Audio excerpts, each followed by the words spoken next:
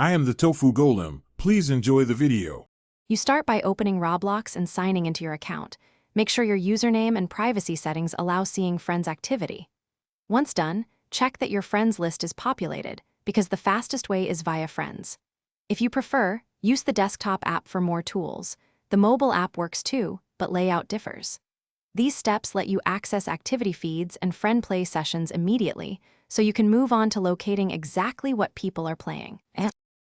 Now you search for live activity. Open your friends or activity feed and scan for the green, playing status next to names. Then use the search tab to filter results by players or popular. Use the friends filter to highlight games your friends are in. When you land on a game page, check the player's online number and server list to see which servers friends occupy. This is how you pinpoint exact titles and servers they're currently in, so you can join or bookmark them. Finally, join the game or the specific server you found. Click Join and watch player count and ping to pick the best session. Once in, you can follow friends or enable friend join notifications so you're alerted next time.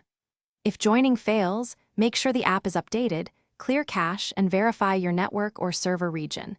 These fixes resolve most connection problems.